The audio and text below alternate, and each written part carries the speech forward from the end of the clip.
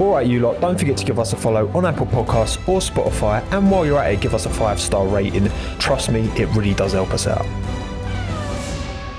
I guess maybe take this opportunity to talk a bit about seats.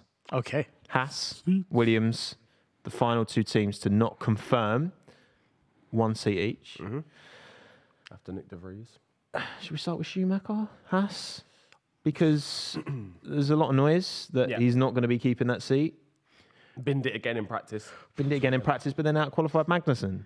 But then Steiner was talking like, Stop crashing my cars. Yeah. Costing me money. He's not happy. He's like, listen, you keep messing around, you're going to find out.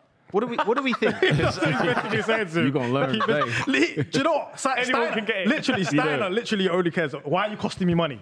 By crashing the car? Because drivers have costed money from day one. He's an accountant. He's the accountant, he's the team principal, he's doing loads of different jobs at Haas. Mick Schumacher's not just having like accidents, he's having like huge like wham accidents, like $1 million like. Yeah, it was a new chassis, wasn't it?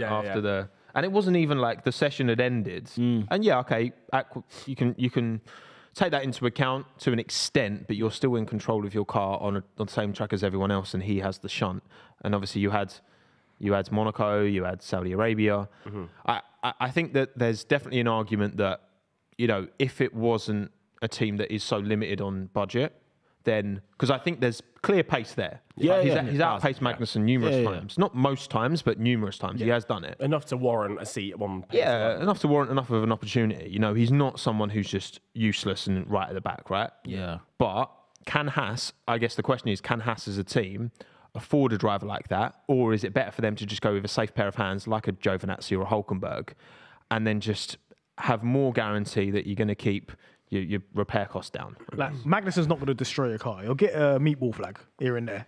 But he's not going to destroy your car. There's a front wing missing every wing now and every again, now, but it's you know it's manageable. It's some people, they think all decisions are made based on racing, what's going on. There could be stuff going on in the background. There could be stuff financially as well. Like if you financially can't afford to take this risk to have this guy, and he's done it multiple times, not even only this year, last year as well, it's going to be an issue for them.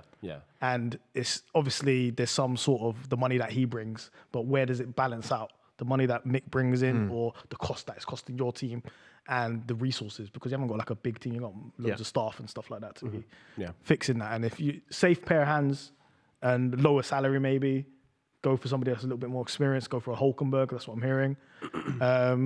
That could be the decision Haas makes. Well, obviously you mentioned Hülkenberg. Like who do you put in that seat if you're going to Steiner?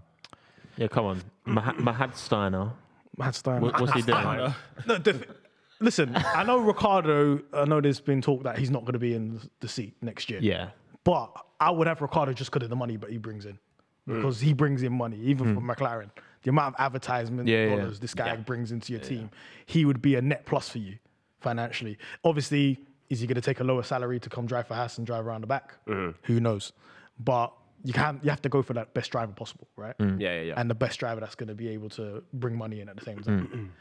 Is Mick that option? I don't know. Maybe Hülkenberg might be the option. Hülkenberg's going to bring the car in.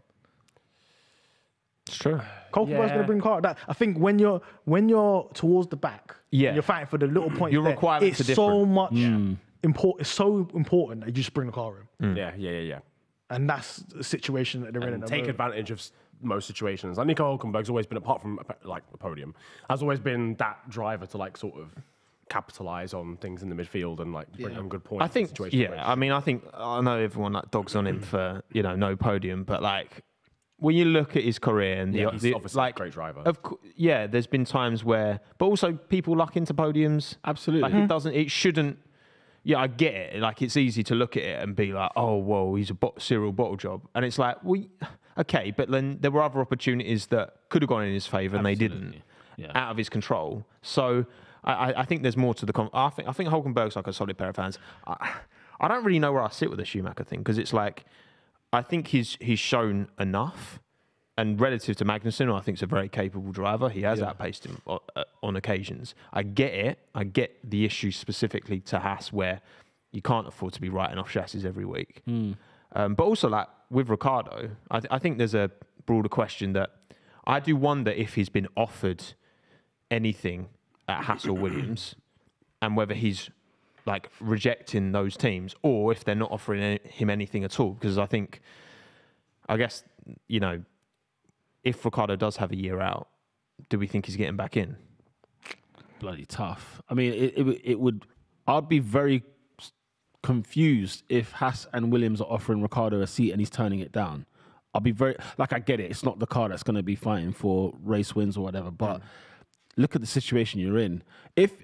For me with Haas, I think they give Mick one more year. I'd probably want to give him one more year because remember, he was up against Mazepin, right? And it was like, okay, this is like, if this is what Formula One looks like, okay, great, I'll be all right, I'll be comfortable. Then he met a real driver in Magnussen, who is very good.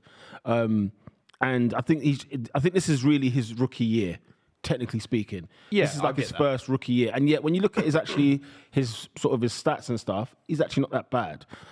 Yes, he's had the howlers, don't get me wrong, and they're constant and he's costing money. And, you know, who at Haas hasn't costed Gunter money, right? I mean, Grosjean and so on and so forth. So yeah, it's true. I feel like this is his first year, but we're not looking at it like that. And I think that's why he's getting that proper sharp treatment, especially from Formula One fandom and stuff like that. I think you give him a year. Let's see how he gets on next year. If he's not improving, okay, fair enough. You've had your time. Let's see if another team takes it. But I'll be amazed if Ricciardo is rejecting contracts at this stage. Yeah. Big paycheck, though, if he doesn't drive next season. No? Yeah, I don't... You can't afford to be out of F1 for a year. If you're not driving problem. somewhere else or anything like that, you're going to lose the pace. Do you know what? You're right. I've been in Formula One for a long time. I would have disagreed with you before, but Hulkenberg not getting a seat is bizarre. All these years is bizarre to me. So like, he really divides opinion, Hulkenberg, because a lot of people like. I don't get why. He's a top driver. Do you know, he's a top driver. The thing is, with Hulkenberg, I think a lot of people look at like you just said, the podium thing and everything like that. But he's been hired by multiple teams. Yeah. You have to trust the evaluation of multiple teams of a driver. He's on pace. He's not like he's a million miles off. And he's slow. We never said Hulkenberg is slow. Sorted at Silverstone in 2020 in that racing point. Exactly. Yeah, exactly, yeah. Oh, yeah. You know, even like when he was at Hockenheim with the Renault and it just didn't work out for him in the end. But he's been very unlucky to not be on the podium. And as you said, people luck out with podiums. Look at this year. Only one team outside the top three have been on the podium, right? Shout out to the McLaren gang, obviously. But you know what I'm saying? It's just, yeah, I think Hulkenberg, all he needs to, if he gets the podium, then everybody will look at him so differently. And it's like, come on, you know. Yeah. They're not, you know, I don't get the slander on Hulkenberg. The only thing I would say is I think if we're talking about, like, it's so important not to have a year out with Daniel Ricciardo. Yeah. We look at Nico Hulkenberg, and when was the last time he actually had a full season in F1? Was it 2021? 2019, wasn't it? 2019 when he was with Ricciardo, right? Because he was super sub in 2020. Perez had COVID. And then, And he could still jump in the cars. Even beginning of this year, he was jumping in a car. Yeah. And this man's eating a croissant and he's getting called and he's there. He's literally like on track, ready to go. Him and Nick De Vries are just the ultimate utility drivers. Just whoever needs them, boom. That's the thing, like, things change so quickly, right? Because you had Daniel Ricciardo 2020. Yeah. Arguably, like, outside of the championship winner, like, him and Sergio Perez had two of the strongest seasons. And, like, Sergio lost his seat and then got the Red Bull seat for 2021. Yeah. Daniel had a phenomenal year at Renault. Insane year, like, so good. Miles clear of Ocon as well. I think Ocon's proven that, like, this year that he's very good. He is good. Yeah. Like, he's not on Alonso's level, I don't think, but he's proven he's very good, right?